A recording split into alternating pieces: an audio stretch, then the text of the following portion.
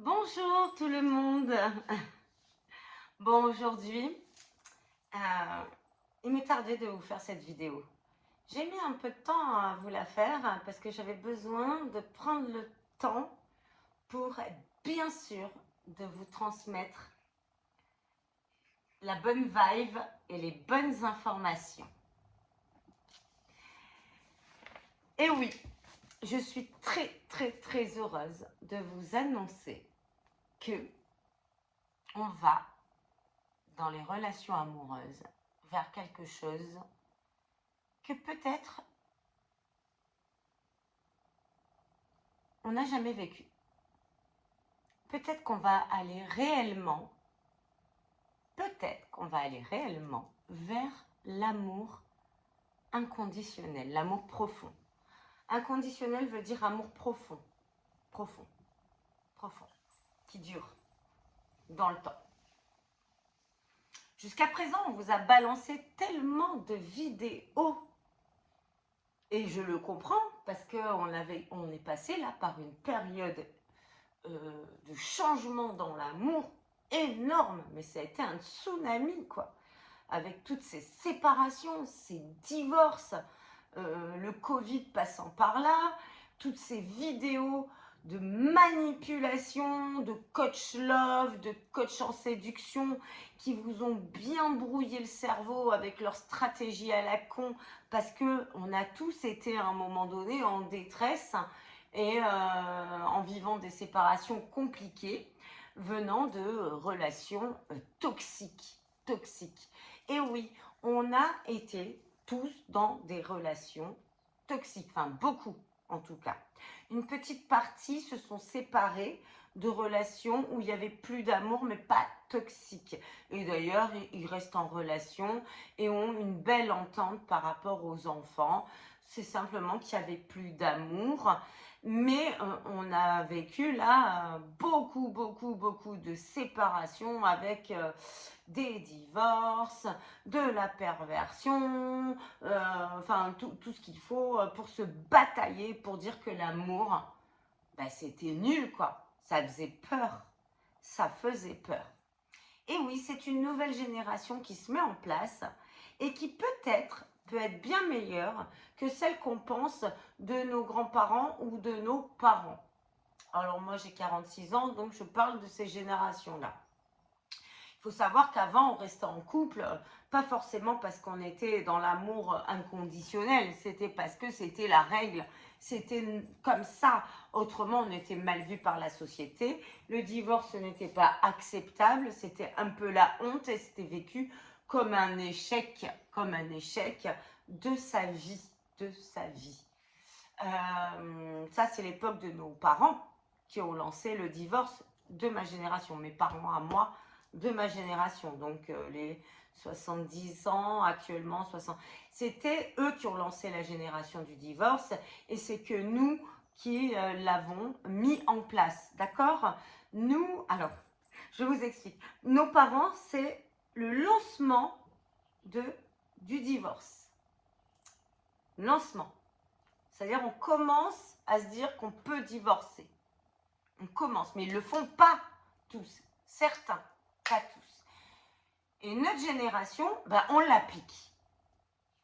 On l'applique. C'est-à-dire que la femme, et c'est vrai que ça vient du mouvement féministe, c'est vrai, la femme, au jour d'aujourd'hui, ben, travaille, a des aides par l'État, même si elle est seule avec ses enfants, elle a les aides, elle a droit à des prestations compensatoires si elle n'était que femme au foyer, d'accord?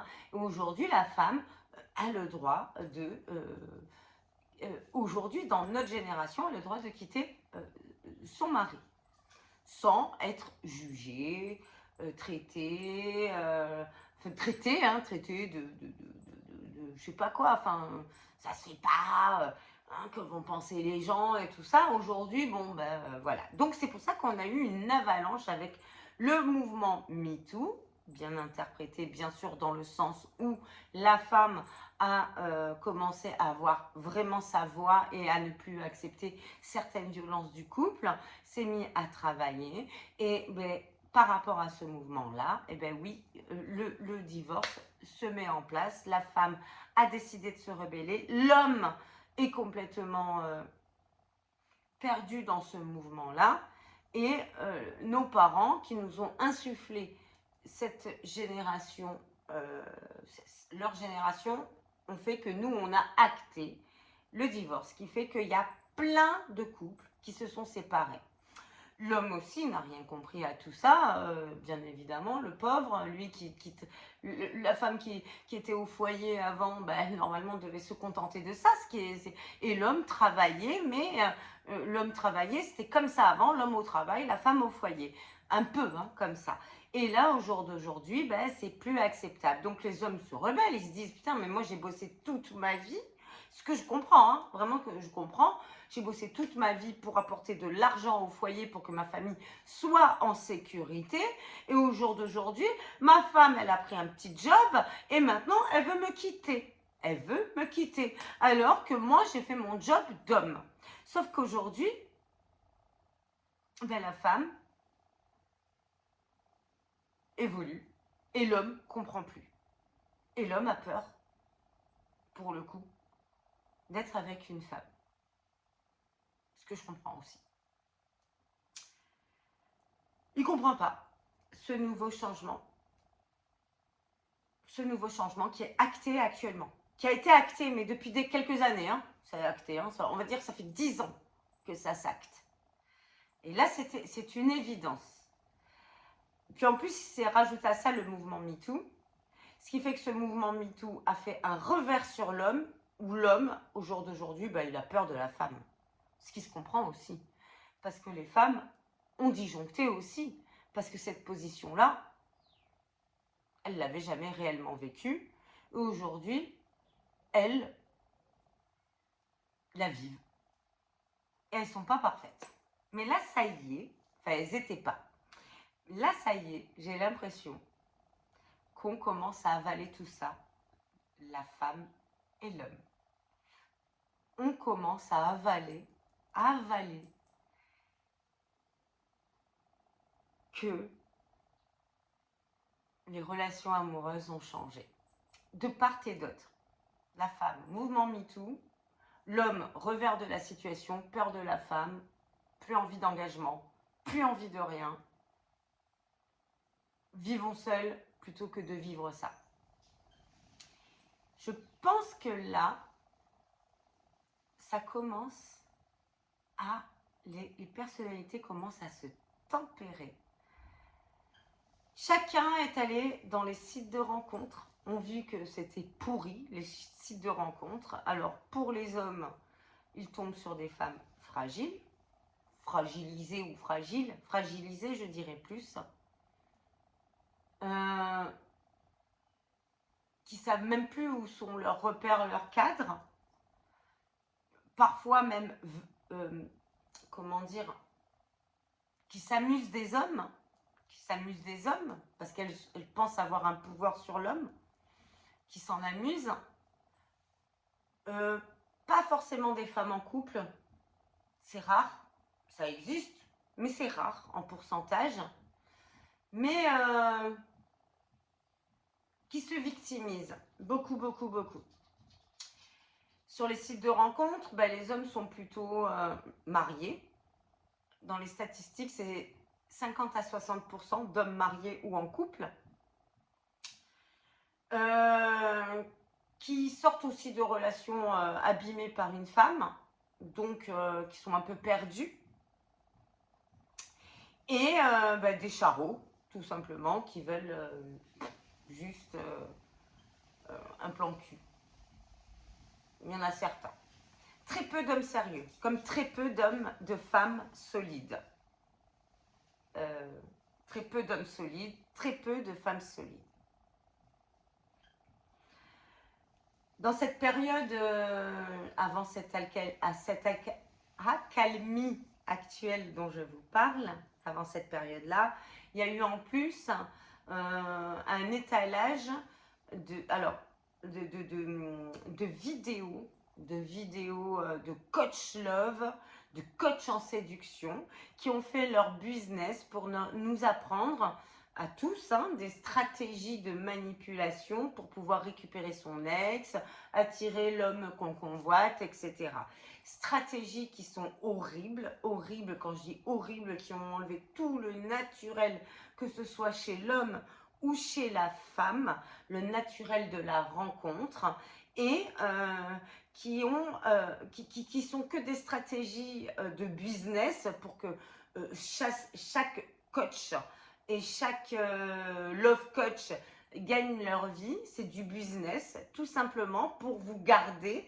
Et toute stratégie comme type silence radio, push and pull, fuis-moi je te suis-moi je te fuis, soyez nanana, vous ont fait rentrer encore plus en dépendance affective à eux, pour surtout pas que vous trouviez l'amour. Surtout pas pour leur business à eux, et vous ont enlevé tout votre naturel et vous ont fait perdre votre identité et votre manière d'être pour vous présenter à l'autre tel que vous êtes. Et le problème dans tout ça, c'est que quand vous vous présentez à l'autre, vous utilisez des stratégies, et quelques temps plus tard, l'autre voit bien les stratégies et voit bien que ce n'est pas la personne convoitée au départ, et la relation échoue, échoue, échoue. Et vous rentrez dans une misère vis-à-vis de vous, dans l'anxiété, dans la dépression, et vous vous raccrochez à ces vidéos pourries, excusez-moi du terme, pourries, et vous croyez plus en vous, parce qu'en plus ces vidéos pourries vous font perdre confiance en vous. C'est sous-jacent, mais c'est fait pour vous dire que vous êtes nul et que vous ne savez pas faire. Là, j'ai constaté que les vidéos changent actuellement et qu'elles sont plus dans la bienveillance, et elles ont enfin compris, j'ai compris, là je vois que les gens ont compris que les coachs love, les coachs en séduction, les coachs de ceci, de cela, n'ont pas, comment dire, de bagage psychologique pour vous aider. Quand on fait de la psychologie, tout comme moi, excusez-moi, je ne suis pas là pour me vanter, mais on apprend pendant 5 années avec des examens et tout ça, à être dans la bienveillance, et à nous faire comprendre que notre métier est là pour aider. Il n'est pas là pour faire du business, il est là pour aider. Bien sûr qu'on va gagner notre vie dans ce métier-là, mais pas dans notre vie dans le business. On n'est pas des commerciaux. Les coachs love, les coachs en séduction, là, ceux qui se présentent comme ça, ils n'ont pas ce bagage-là, et ils sont là pour faire du commercial. La psychologie, quand on fait 5 ans d'études, on est bien briefé à savoir si on est là pour du social, c'est-à-dire pour aider les gens, autrement on ne réussit pas nos 5 années d'études, ou si on est là pour faire du business. Donc, je tenais à vous le dire au passage. Faites attention à ces vidéos-là.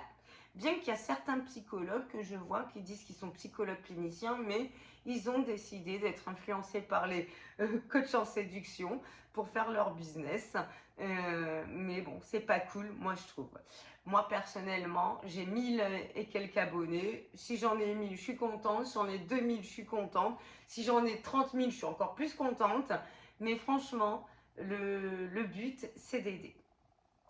On est très content, moi je suis très contente de voir que maintenant, beaucoup de personnes ont compris aussi que les applications de rencontres ne sont que business aussi, que l'application de rencontre n'est fait que pour du business, et ont un algorithme pour que surtout vous ne rencontrez pas l'amour.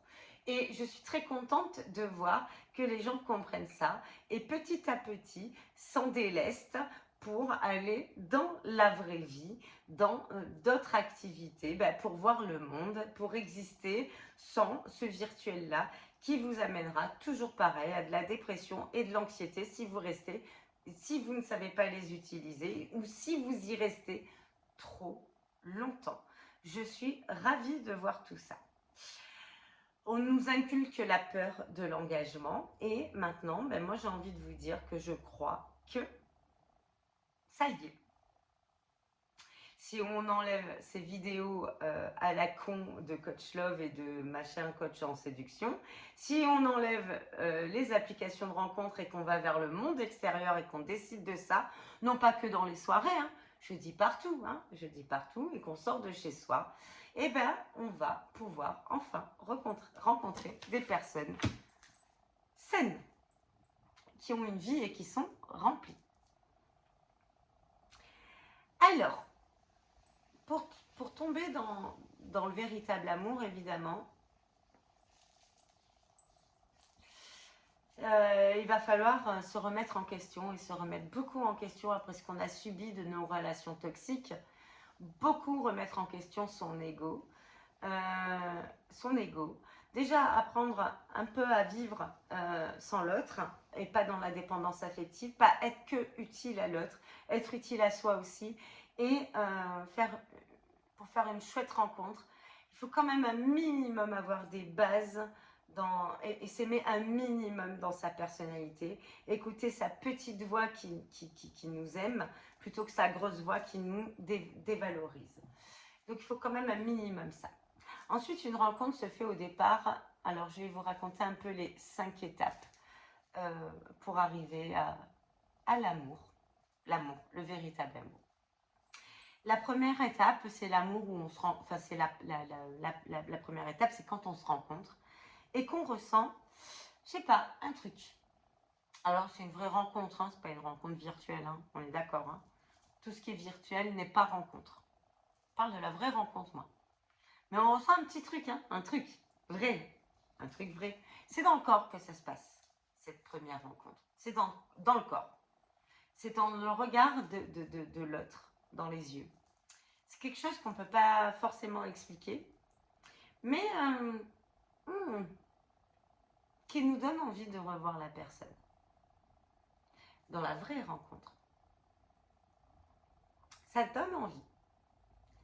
Dans cette étape-là, il ne faut pas être pressé. Surtout pas.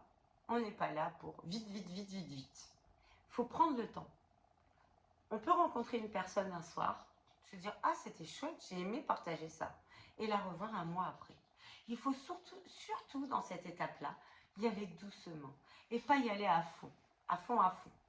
Alors, on peut se dire ça, il faut attendre. Après, s'il y a un échange de numéros et que l'autre veut nous contacter, bien sûr qu'on va prendre... On va prendre le train tant qu'il passe si on a ressenti des papillons. Si on n'en ressent pas trop dans la première rencontre, on peut effectivement aller un petit peu plus loin si on a envie, mais sans forcément aller dans l'intimité, même l'intimité d'un bisou, juste connaître la personne. Ça peut être un ami à la sortie, comme ça peut déboucher à des papillons dans le ventre, on ne sait pas. Mais ne donnez pas votre intimité tant que vous ne ressentez pas ces fameux papillons ou ce feeling, homme ou femme confondu. Cette période de passion, quand on la vit, c'est-à-dire que quand l'autre nous manque, quand on a envie de voir l'autre, quand on avance, quand on constate que dans cette premier mois de rencontre vraie, véritable, on constate que la relation évolue, avance, c'est-à-dire qu'on passe d'une soirée à une après-midi, à un week-end, à, je sais pas moi, une visite de quelque chose qu'on aime tous les deux, à une activité qu'on partage ensemble, à plus de rendez-vous de ce type-là. Ça, c'est le premier critère. Si on voit aussi que la personne ne veut pas nous changer et nous accepte tel qu'on est et que ça lui va et que c'est ok et que tout fonctionne bien comme ça, eh ben ouais, là c'est cool et ça vaut le coup d'avancer à deux. Si au début de la rencontre, il commence à y avoir déjà des disputes, des machins, des réglages et tout ça, au début, ça sent pas bon. Ça sent pas bon.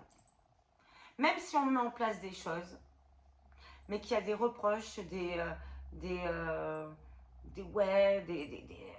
trucs comme ça au début d'une relation, ça sent pas bon. La première période, la phase de passion, la passion, ça ne veut pas dire on se détruit l'un et l'autre où on se fait du mal. La passion, la première période, elle doit être fluide. C'est la découverte de l'autre, le bien-être à passer avec l'autre et le manque et l'envie de retrouver l'autre.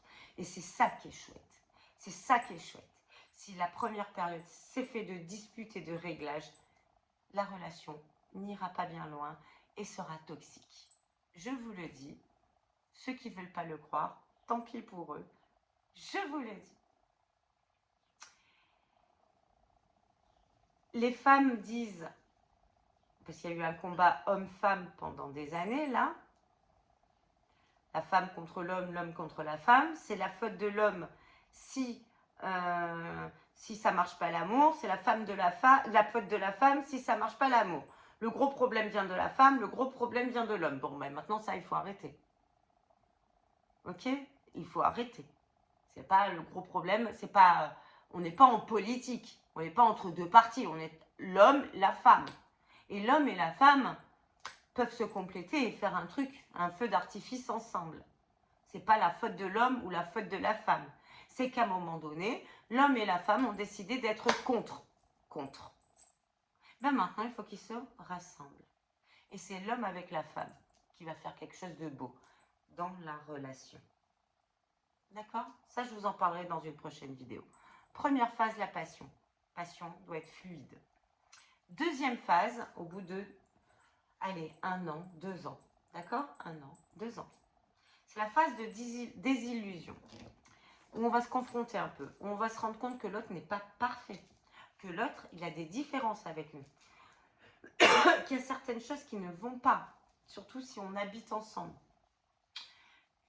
Il y a peut-être des points de vue qui divergent, etc. C'est la phase de confrontation, phase de désillusion. Dans cette phase-là, si on commence à être dans le tu, enfin ça je vous en parlerai dans une prochaine vidéo, mais cette phase-là, c'est la phase, si on arrive à dépasser cette phase-là et à se reconnecter, on a tout gagné, on va vers le véritable amour. Mais cette phase-là, elle est très très compliquée. Dans cette phase-là, il faut avoir au moins 3 valeurs dans le couple. Le respect, la confiance et la bienveillance. Très très dur. Bienveillance, se mettre à la place de l'autre. Le respect, éviter les insultes ou les paroles rabaissantes ou les paroles qui utilisent le passé de l'un pour régler le présent du couple. Ça, il faut faire gaffe, très gaffe. Et bien sûr, la confiance en l'autre quand l'un se livre, ou qu'il n'y ait pas de mensonge en fait. Il faut être honnête. Il faut être honnête. Et quand l'un se livre, on est sûr que l'autre, on peut avoir confiance en l'autre. Il ne va pas utiliser justement ce fameux passé contre l'autre à un moment donné. Cette phase-là, elle est très compliquée à passer. Cette phase-là va donner lieu à la 3e phase, qui est la phase de remise en question. Remise en question. Comment je peux faire pour que l'autre soit bien et que la relation aille bien. Donc ça va demander un changement naturel sur nous-mêmes parce qu'on est dans l'amour de l'autre. Mais cette phase-là ne peut marcher que si les deux se remettent en question. S'il n'y en a qu'un et l'autre rien, ça veut dire que ce un va se suradapter et se mettre en dépendance affective de l'autre. Donc là, on est dans la relation toxique. Vous comprenez? La remise en question doit se faire de part et d'autre, dans la bienveillance. C'est-à-dire que là, ce sera la phase de communication bienveillante où il n'y aura pas de cris. On se pose, on accepte d'entendre les besoins de l'autre, le je de l'autre, le j'ai besoin, et on accepte des deux côtés. Et on en parle et on évalue ce qu'on peut faire pour la relation. Ok? 4e phase, nouvelle connexion sur des bases différentes, des vraies bases. Pas comme la passion. La passion, on est dans l'illusion. L'autre est beau, belle, formidable, génial. Oh, il me remplit, c'est fou, c'est l'homme, c'est la femme de ma vie, c'est bon, c'est tout ça. Non, la quatrième phase, oui, c'est l'homme de ma vie et la femme de ma vie.